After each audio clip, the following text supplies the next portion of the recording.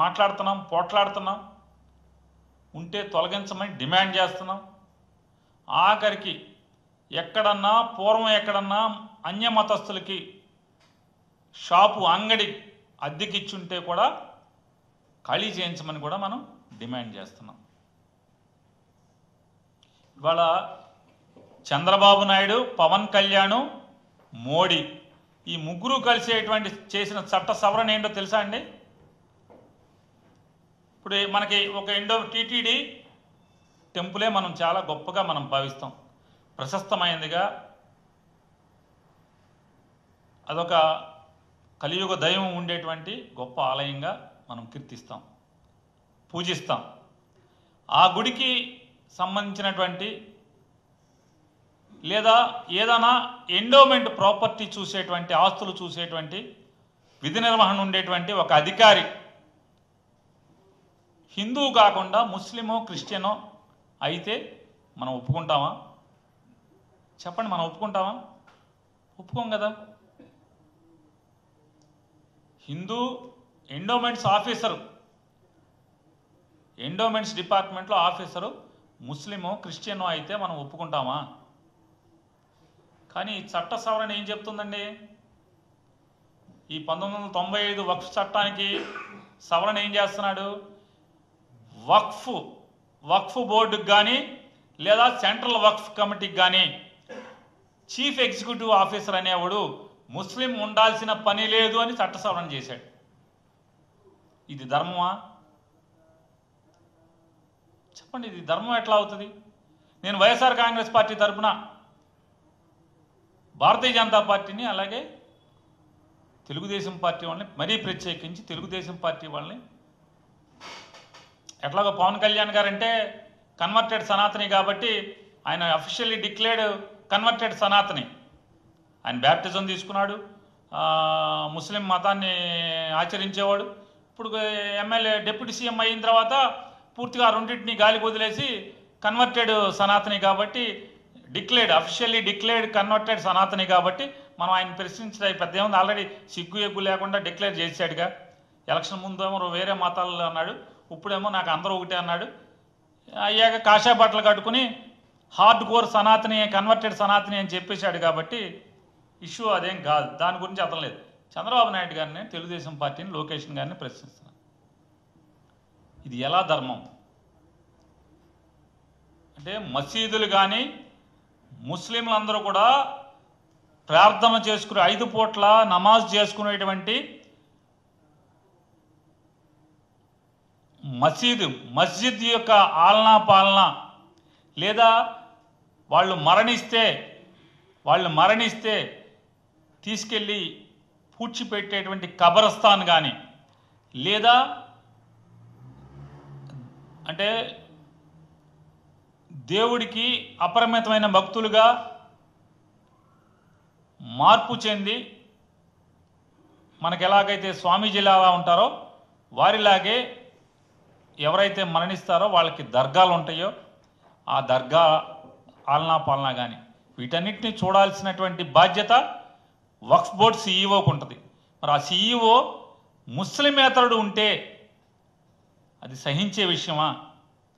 మనం రాజ్యాంగంలో ఏం రాసుకున్నాం? ప్రతి మతానికి స్వేచ్ఛ ఉండాలి. అలాగే 1995లో వక్ఫ్ చట్టం రాసేప్పుడు కూడా కంపల్సరీ వక్ఫ్ సీఈఓ ముస్లిమే ఉండాలి అని చెప్పని, ఆ అధికారి కూడా ముస్లిమే ఉండాలని చెప్పని రాజ్యాంగంలో రాసుకున్నాం. అలాగే ఎండోమెంట్స్ డిపార్ట్మెంట్, ఎండోమెంట్స్ చట్టం పుట్టేప్పుడు కూడా ఎండోమెంట్స్ చట్టంలో కూడా అదే రాసుకున్నాం.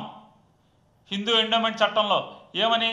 హిందూ ఆస్తులు, దేవాలయాల ఆస్తులు కాపాడటానికి కానీ, లేదా చారిటబుల్ ట్రస్ట్ ఆస్తులు, హైందవ చారిటబుల్ ట్రస్ట్ అన్నీ కూడా ఆస్తులు కాపాడే ప్రభుత్వ ఉద్యోగులు ఖచ్చితంగా హిందువులే ఉండాలి అని చెప్పి మనం దేవాదాయ ధర్మాదాయ చట్టంలో పొందుపరుచుకున్నాం కదా. మరి మనకుండే హక్కు, వాళ్ళకుండే హక్కు ఎందుకు కాలు రాయాలి? వాళ్ళ మతాచారాల్లోకి వాళ్ళ మనోభావాలు దెబ్బతినేట్టుగా భారతీయ జనతా పార్టీ, తెలుగుదేశం పార్టీ రెండూ కలిసి ఎందుకు ఈ రకమైన దుశ్చర్యకి చేపట్టాలి అనేది మేము ప్రశ్నిస్తున్నాం. అదొకటే కాదు, ఇవాళ మన దేవాదాయ కమిటీలు బోర్డులు ఉంటాయి, ఆలయ పాలక వర్గాలు టీటీడీ కానీ లేదా మన ఊళ్ళో ఏ గుళ్ళో అయినా సరే, అది ప్రభుత్వ అజమాయిషిలో నడిచే ఏ గుడి అయినా, కనకదుర్గమ్మ వారి గుడి కానీ, లేదా ఏ గుడి, మల్లికార్జున స్వామి గుడి కానీ, లేదా ఇంకో గుడి ఏదైనా, లేదా ధర్మాదాయ అంటే సత్రవులు కానీ, ధర్మాదాయ సంస్థలు కానీ, చారిటీ ఇన్స్టిట్యూషన్స్ కానీ, వీటన్నిటికి కూడా హిందూ ఆఫీసర్లే ఉంటారు. మరి అటువంటి దాంట్లో కమిటీలు కూడా మెంబర్లందరూ కూడా హిందువులే ఉంటారు. ఇప్పుడు టీటీడీ ఆలయ పాలక వర్గంలో అందరూ హిందువులే కదా, లేదా కనకదుర్గమ్మ అమ్మవారి ఆలయాల్లో అందరూ కూడా హిందువులే కదా, లేదా ఆఖరికి ఏ చిన్న గ్రామంలో మంచి ఆదాయం ఉన్న టెంపుల్ ఉంటే, అది ఎండోమెంట్స్ డిపార్ట్మెంట్ అజమాయిషీలో ఉంటే మొత్తం అందరూ కూడా హిందువులనే కమిటీ మెంబర్లుగా వేస్తాం కదా. వీళ్ళ దుర్మార్గం చూడండి. ఇవాళ ఆ కమిటీల్లో, వక్ఫ్ కమిటీల్లో ఇద్దరు ముస్లిమేతరులు ఉండాలి అని చట్ట సవరణ చేస్తారు. అంతకతేమేమో అందరూ కూడా ముస్లింలే ఉండాలి అని చెప్పి చట్టం చెప్తుంటే 1995 వక్ఫ్ చట్టం, ఇవాళ మోడీ, చంద్రబాబు నాయుడు, పవన్ కళ్యాణ్ కలిసి ఈ చట్ట సవరణ ఏం చేశారా అంటే వక్ఫ్ బోర్డుల్లో కూడా ఇద్దరు నాన్ ముస్లిమ్స్ ఉండాలి అని చెప్పి చట్ట సవరణ చేస్తారు. ఇది రాజ్యాంగానికి విరుద్ధం కాదా? సుప్రీంకోర్టు తీర్పులకు విరుద్ధం కాదా? లేదా నైతికంగా ధర్మంగా ఆలోచించినా కూడా ఇది తప్ప ఒప్ప? తప్పే కదా. ఇది దేశానికి ఏ రకంగా ఉపయోగం అని నేను అడుగుతున్నాను. దేశానికి ఏ రకంగా ఉపయోగం? వక్ఫ్ బోర్డుల్లో ముస్లింలు కానోళ్ళు ఉండొచ్చు, వక్ఫ్ బోర్డు CEO ముస్లిం కానోడు ఉండొచ్చు, వక్ఫ్ బోర్డులో ఇద్దరు సభ్యులు నాన్ ముస్లిమ్స్ ఉండొచ్చు కూడా కాదు, ఉండాలి. ఎక్కడన్నా ముస్లిం ఆస్తులు ఉంటే వాటికి సరైన డాక్యుమెంట్స్ లేకపోతే కనుక ఎప్పుడైనా ఇదివరకు సంవత్సరం లోపు మాత్రమే డిస్ప్యూట్ రైజ్ చేయాలి. ఎక్కడన్నా ఉంటే కనుక డిస్ప్యూట్ ఉంటే, ఏదన్నా వక్ఫ్ ఆస్తితో ఎవరికన్నా అంటే గజెట్ డిక్లరేషన్ తర్వాత, అంటే వక్ఫ్ బై యూజర్ అంటే మనం ఎక్కడైతే ఆలయాల్లోకి వెళ్ళి ప్రార్థన చేస్తుంటామో, హిందూ దేవుణ్ణి పెట్టుకుని ప్రార్థన చేస్తుంటే కనుక అది హైందవ మతాచారం ప్రకారం అది హిందూ ఆలయం, హైందవ ఆలయం, దేవుడు ఆలయం. అలాగే వక్ఫ్ బై యూజర్ అంటే ముస్లిమ్స్ నమాజ్ చేయని, లేదా ముస్లిమ్స్ అక్కడికి వెళ్ళి దర్గాలో ప్రార్థన చేయని, లేదా వాళ్ళ కబరస్థాన్ కింద వాడుకుంటున్నా కూడా, లేదా మదర్సా వాడుకుంటున్నా కూడా, అవన్నీ కూడా వక్ఫ్ బై యూజర్ కింద వక్ఫ్ బోర్డు దాన్ని గజెట్ డిక్లేర్ చేస్తే అది వక్ఫ్ బై యూజర్. అట్లాగే ఎండోమెంట్స్లో కూడా ఉంది అది. అట్లాగే ఎండోమెంట్స్లో కూడా అది ఆదాయ వనరుగా ఉండి దేవుడికి ఎవరైనా దానం ఇచ్చినా కూడా, అంటే దేవుడికి గిఫ్ట్ ఇచ్చినా కూడా, కానుకగా ఇచ్చినా కూడా దాన్ని ఎండోమెంట్స్ డిక్లేర్ చేస్తే ఇది ఎండోమెంట్ ట్రస్ట్ కింద తీసేసుకుంటున్నాం అని చెప్పని ఆటోమేటిక్గా గజెట్ డిక్లేర్ చేసిన దగ్గర నుంచి ఆటోమేటిక్గా అది ఎండోమెంట్స్ డిపార్ట్మెంట్ ఆలనా పాలనలోకి వస్తుంది. అంటే దేవుడు ఆస్తి అయిపోతుంది. ఇక వేరే అన్యులు ఆక్రమించడం కానీ, అమ్మటం కానీ, కొనుక్కోవటం కానీ ఇట్లాంటివి చేయటానికి ఉండదు. వక్ఫ్ కూడా అంతే. వక్ఫ్ బై యూజర్ అనేది ఎందుకు తొలగించారు? ఇది తప్పు కదా. అంటే జిల్లా కలెక్టర్కి విశేషమైన అధికారాలు ఇచ్చేస్తూ సవరణ చేస్తారు. జిల్లా కలెక్టర్ ఇది వక్ఫ్ ఆస్తి కాదు అంటే వక్ఫ్ ఆస్తి కాదు, ప్రభుత్వం ఆస్తి అయిపోతుందంట. ఎలా ఇది? అంటే నేనేదంటే, మనకి భారతదేశంలో మనం రాజ్యాంగం ఏర్పాటు చేసుకున్న దగ్గర నుంచి ప్రజాస్వామ్యాన్ని దేవుడితో సమానంగా మనం భావిస్తాం. అలాగే అన్ని మతాల వారికి, అంటే భిన్న మతాలు, భిన్న సంస్కృతులు, భిన్న భాషలు, భిన్న సాంప్రదాయాలతో కూడినటువంటి గొప్ప దేశంగా భారతదేశం అని చెప్పని మనం ప్రపంచంలో ఏ మూలకెళ్ళినా మనం గొప్పగా మాట్లాడుకుంటాం, గర్వంగా చెప్పుకుంటూ ఉంటాం. కానీ వాళ్ళు ఏం చేస్తున్నాం? మనం రాజకీయాల కోసం అంటే ముస్లింల్లో అభద్రతాభావం పెంచాలి, వాళ్ళు రోడ్డు ఎక్కాలి, వాళ్ళని చూపించి హిందువులు ఓట్లు లాక్కోవాలి, పోగేసుకోవాలి. ఇంతకన్నా దౌర్భాగ్యపు ఆలోచన ఇంకోటి ఏమన్నా ఉందా అని నేను ప్రత్యేకించి తెలుగుదేశం పార్టీని ప్రశ్నిస్తున్నాను. ఇవాళ ఆయన లోకేష్ గారు తెలుగుదేశం వాళ్ళు కూడా డబ్బాలు కొట్టుకుంటున్నారు. మేము 3 సవరణలు చేశాం, 3 సవరణలు చేశాం, వైఎస్ఆర్ కాంగ్రెస్ పార్టీ సవరణలు చేయలేదండి. నేను అడుగుతున్నాను, నీ జబ్బలు తరుచుకునేటువంటి ఈ డాంబికాలు పోతున్నటువంటి ఈ డప్పు కొడుతున్నటువంటి నువ్వు చెప్పే సవరణ ఏంటో ఎవరికి తెలియదు. 3 సవరణలు అంటే అవి సవరణలు ఎవరికి తెలుసు? ఏం సవరణలు చేశావు? వక్ఫ్ బై యూజర్ అనే చట్ట సవరణని అది తొలగిస్తూ చేసినటువంటి దాన్ని నిలుపుదల చేశావా?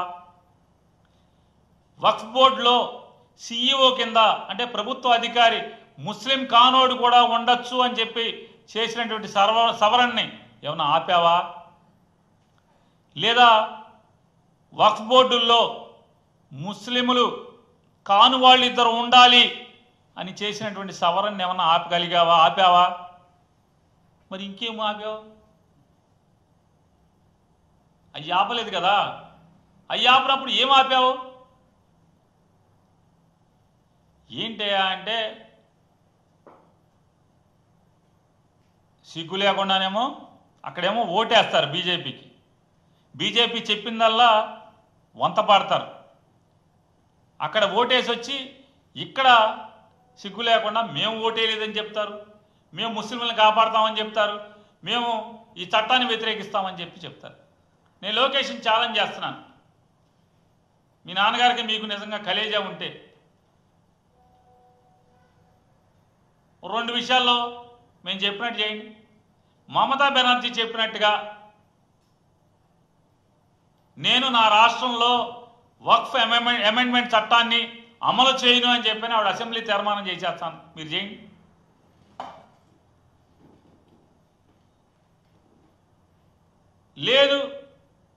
లేదు ఏదైతే మేము వైఎస్ఆర్ కాంగ్రెస్ పార్టీ మేము భావించాము వక్ఫ్ బై యూజర్ తీసేయటం, లేదా వక్ఫ్ బోర్డుల్లో